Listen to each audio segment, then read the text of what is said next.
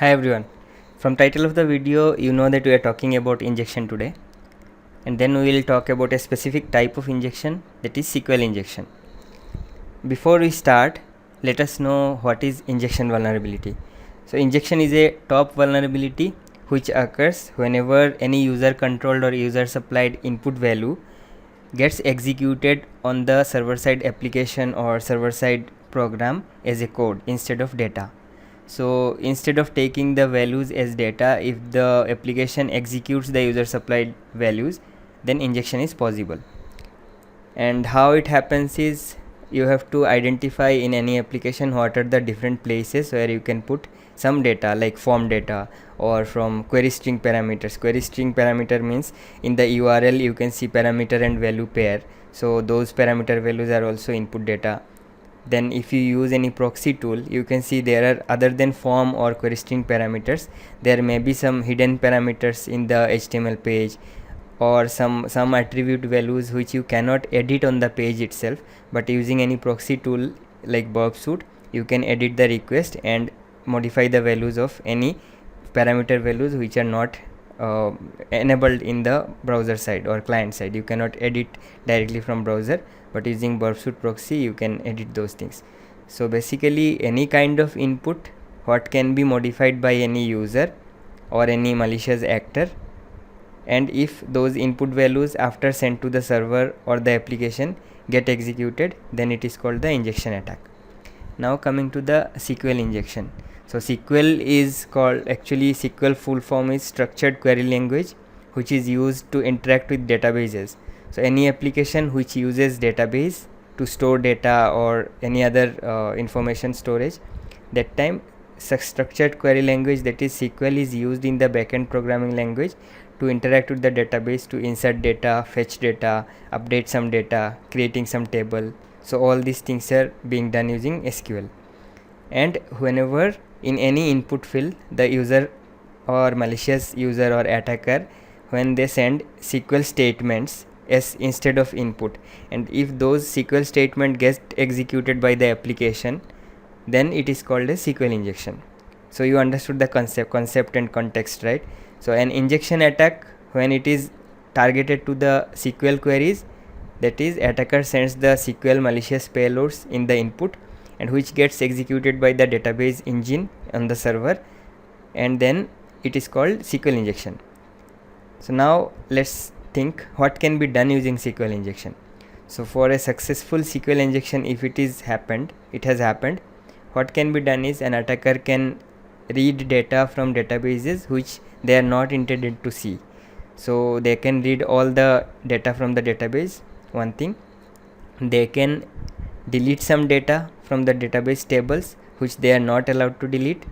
They can create some new users on the database, users or data or any kind of entries, whatever the application is intended to do. So using SQL injection, exploiting that, they can insert some their own data, junk data. They can run out of the database, they can exhaust the database, or they can also create some new users with high privileges, something like this. So there are multiple scenarios on that. Even they can, in some scenarios, they can bypass the authentication. So without entering the password of a user, if SQL injection is possible in that application, an attacker can bypass the authentication schema and directly log into the desired user account. So in the next demo, I'll start showing the demo now, how to perform SQL injection and identify some vulnerabilities. In the demo, we'll see all these kind of different scenarios. So to start with, this is one vulnerable web application which is I have created by myself using ASP.NET, and I have used Microsoft SQL Server. So if any application is there where you are trying to find injection vulnerability, first thing you have to understand is, you have to explore the application and identify all the entry points or input entry points of the application. So you can see here home page is there is no form fields. So this page there is no inputs. If you go to the second tab, search user details, you see one text box is there. So this can be a potential injection point, okay, where we are giving any input. Then if you go to home page again, you see about. In this about page there is no input form or input field, but there are other links here to different pages. So if you go to blog, you see this is under construction, so there is no input. If you go to feedback, you see again there are a form which has three different two text boxes and one text area. So these three can be like vulnerable points for injection. Then coming back, you see another FAQ page. Here again no form fields. If you click on this ask a question button, you see again there are two text areas. Okay, so here also this is a possible injection point. Coming back, if you go to contacts, here no input fields. If you go to career, again there are input fields. So like this we have to explore all the application. Again you can see register and login are there. Okay, so registration also has multiple input fields, login has multiple input fields. So all these input points, wherever user can submit some input to the application, can be subjected to or can be vulnerable to injection attacks. So let's try some attacks now, how it works. So we know that search user details, right?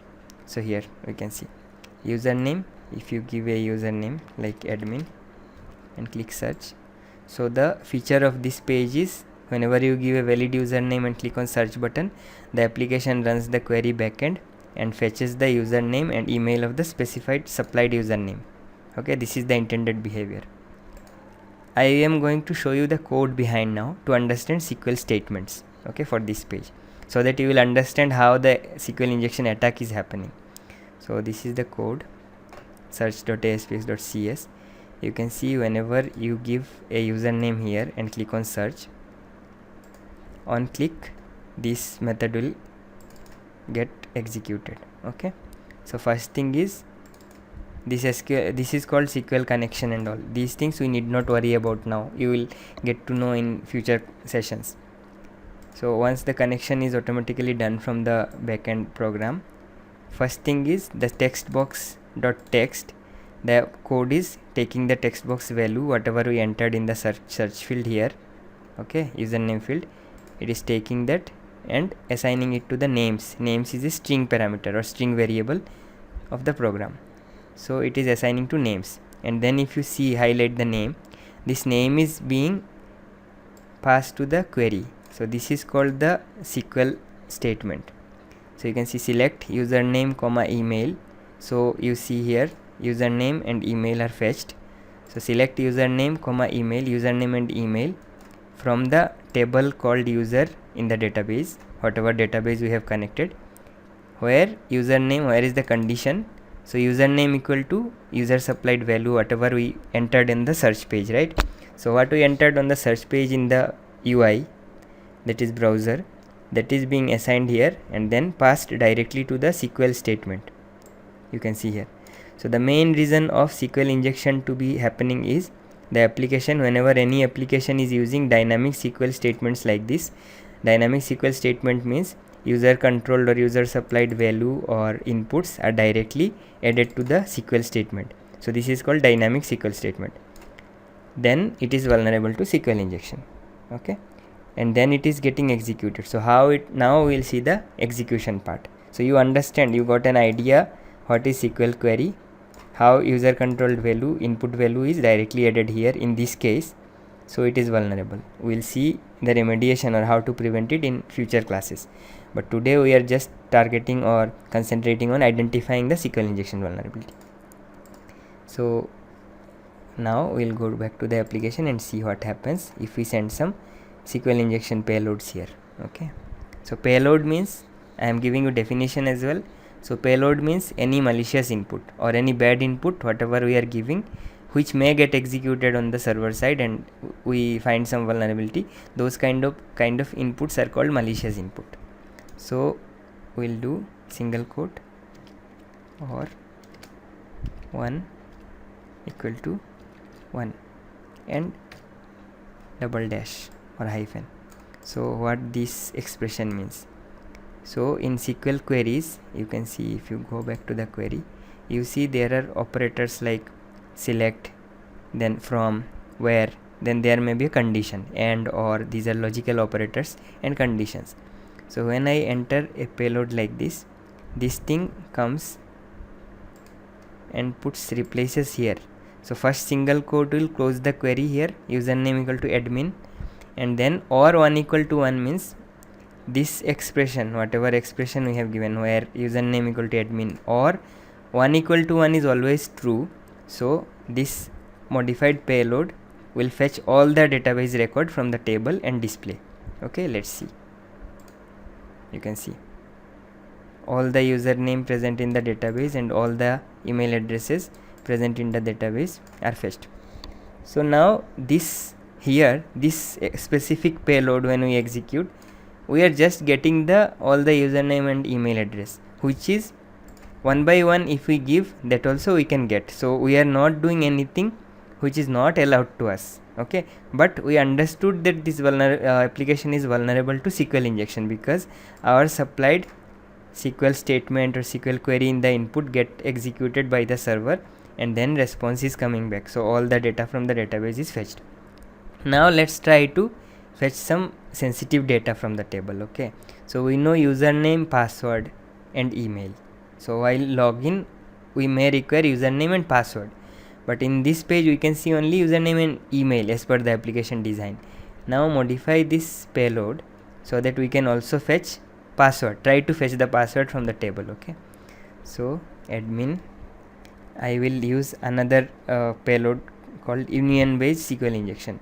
So all these things I am just showing you basic exploitation here. There are like advanced exploitation available. You can dig more. First understand the basics, then you can do dig more and understand what are the different kind of payloads. You can just Google search about SQL injection payload and you can see like 100 of payloads available there.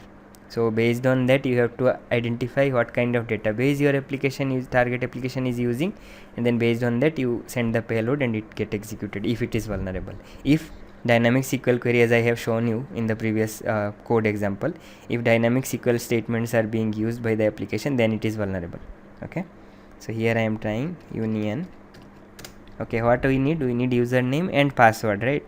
So we'll write select username comma password. So guess like maybe table is users, from users dash dash.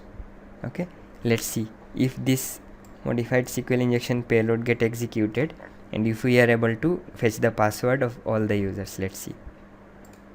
So you can see now instead of first query is select username and email from the database table where username equal to admin. So admin and his email ID got displayed here. Then our extra specified statement union means it is kind of first query executed, then along with that another query got executed and combined result will be displayed. Okay, so that is why it is called union based SQL injection. So union select, we are trying to select username and password, we are trying to fetch from the users table. So this query should fetch all the password and username from the table, which executed, and we can see it has displayed everything. Okay, now if such kind of vulnerability is there, this is very critical. You can see even admin's password, all the other users password also we got, and it is clear text. That is another vulnerability, like passwords are not encrypted or secretly stored or securely stored. That is another vulnerability we will talk in future sessions. But in this vulnerability, any attacker from this application can fetch username as well as password, so they can log into any user's account now and full account takeover. Okay, that also we'll try. See, you can see Dean at 12345. Okay, let's try to log in if we can log in. So till now we have not registered, so we don't know any of the username, but using this SQL injection exploitation we got to know all the username and password. So let's try to log in as admin. So admin password, you can see login successful. Okay, so like this we can log into any of the users by SQL injection, first fetching the username password and then login. Similarly, after login again you have multiple pages. You can see here also SQL injection will be possible. Okay, but here if you execute the SQL injection payloads, this pages or these features, it is used to update, not fetch. So we will not get the result on page. We will not be able to identify whether our query is executed or not.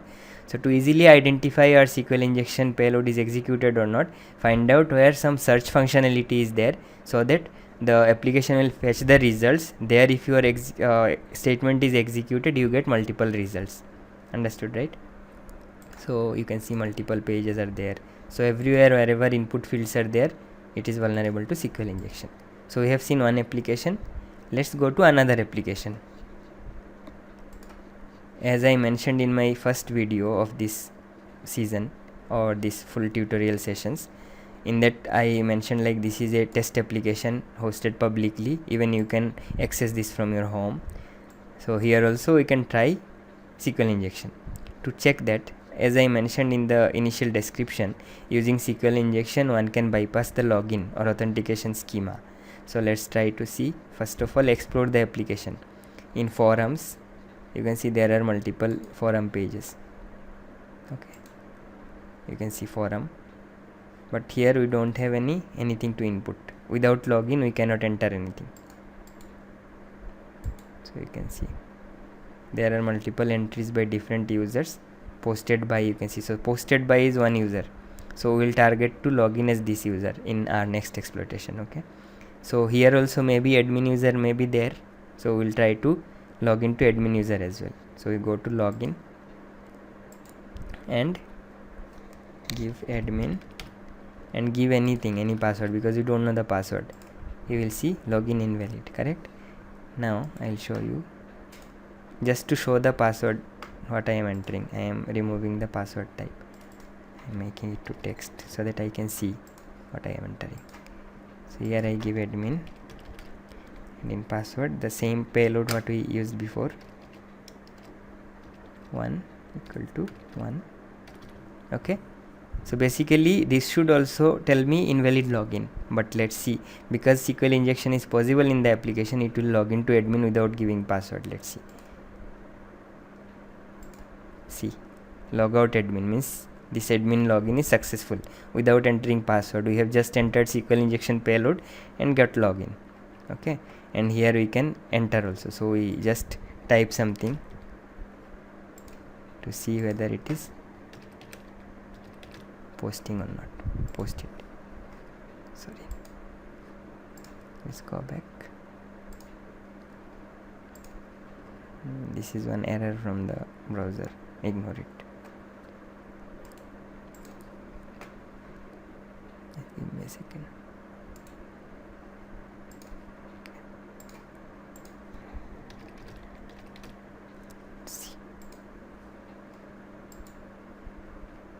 See, admin posted test, you can see, right? So admin login is successful. Now here from this page you can see multiple usernames, user accounts. So let's try to log into another user. Copy the username from here, Verak69, logout admin, again click login, same thing Verak, and I will show you the password what I am entering.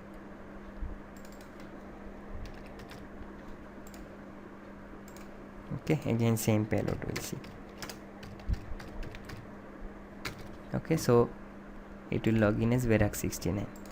See, so in this application, test vulnerable application, the application is using login form using the SQL query, where they are entering a query like this: select star from application, suppose, where username equal to the provided username from the text field and password equal to provided password from the text field. So this is how coding happens in backend. Okay, so whatever text box you give username, that gets assigned to the string parameter in backend program, and password to the password parameter or variable, and then these two are passed to the SQL statement or SQL query. Again here you can see it is using dynamic statements, like adding directly the user supplied or user controlled value to the SQL statement, so it is vulnerable. So what happens when we give or 1 equal to 1, it gets replaced here in the password field. Okay, the plus will be removed by the program and it will query will become something like this. So what happens, select star from application where username equal to whatever username, target username we give, whom we want to log in, admin or some other username, and password equal to, when we give the first quote it will give us blank, so password is blank, or, so password is blank or means either password is blank or 1 equal to 1 means it is true. So even though we don't give any password, the logic is true, that is password is always true, and it bypasses the actual logic or authentication and gives access to the username without entering his password. And the last two hyphens are to comment out this program's single quote. So comment out that, so till this one the SQL statement will execute and it will fetch all the things, or it will log into the specified username even without blank password because of this SQL statement, or equal to 1 equal to 1. Understood now the logic? So this is how, if any application is using login mechanism using SQL statements directly like this, it will be bypassable like this using SQL injection authentication bypass. Okay, now going to another application, the OWASP BWA, which we have seen in our first video. If you have not seen the first video, please go and watch, so you will understand like how these applications we have to set up and how to do testing on them. Okay, so here this one application will take utility. Here also we have login register. So before going to login register, we try to find out some user.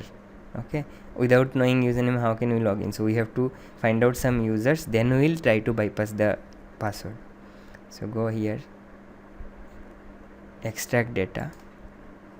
So here again same. Okay,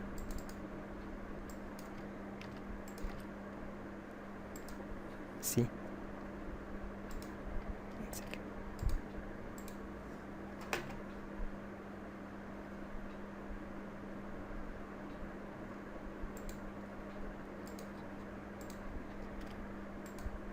let me try multiple things.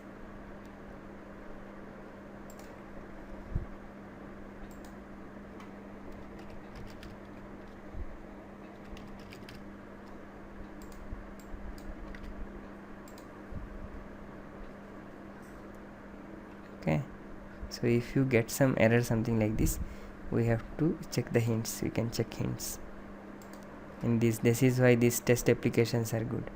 So you have to here give one space. Okay, I missed the payload. So each payload may not execute in different applications, so you have to do some tweaks. So here see, so I have to give a space after the double dash. So you can see all the username, password again here in this application also. From the database everything is fetched. Okay, now try to bypass the authentication here in this application. So we got to know the username, admin Adrian. Password, we will not enter his actual password, we will again enter the payload, SQL payload. So go to login register, give Adrian, and here again I want to show you what I am entering. So I'll change the value, type as text. Okay, so whatever I type you can see, or 1 equal to 1 dash dash. Okay, see, I have not entered his actual password, I have given the SQL injection payload. See, you can log in as admin. So in this application, in the previous example, if you remember Equinetics, we can log into any user using the SQL injection payload. But in this application the logic is little bit different on the coding. So when we give SQL injection payload, it is not logging into any specified user, it is logging into the first record of the database table. So admin is the first user, so it is logging in as admin whenever you give SQL injection payload. Okay, so in today's session we have seen what is SQL injection, why it happens, and how to identify SQL injection in different kind of application, different input fields, correct? And what can be done is fetching data, fetching secret data from the table, and authentication may be bypassed if it is properly not authenticated, or if SQL injection is possible in the authentication logic, then we may bypass the authentication. Apart from this, there are other exploitations I mentioned, like deleting the table or deleting some user data. But please, while doing security testing or vulnerability hunting or bug bounty, do not try to delete any data from the application's database, because it may be some production data or something like that. So we are not supposed to do any harm. So fetching data up to that is fine if you find something. If the application is sensitive, then don't try to delete anything. Stop there, don't delete anything from the table. Okay, there are few tools like SQL Map and other tools, proprietary or professional tools, which you can use to run a scan on any target application to find out SQL injection. Again, when you run the tool, be careful, do not run any tools on production applications. So I prefer, when you are learning, just use these test applications and try to do manually. So if you understand the concepts, how SQL injection works, how to find out SQL injection, and then once you understand the concept properly, you can go for the tools, exploring the tools. Okay, so there are other applications also in this, our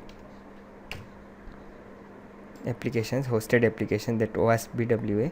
Try to explore all the applications and see if you can perform SQL injection in any of the applications. That is your task, homework. And if you have any questions or any doubts on any of the applications or anything, you can write a comment under this video. And in our upcoming sessions, I'll talk about other injection attacks. So SQL injection is one of the type of injection attacks. There are other injection attacks like HTML injection, code injection, command injection. So all the other type of injection attacks we will see in the upcoming session videos.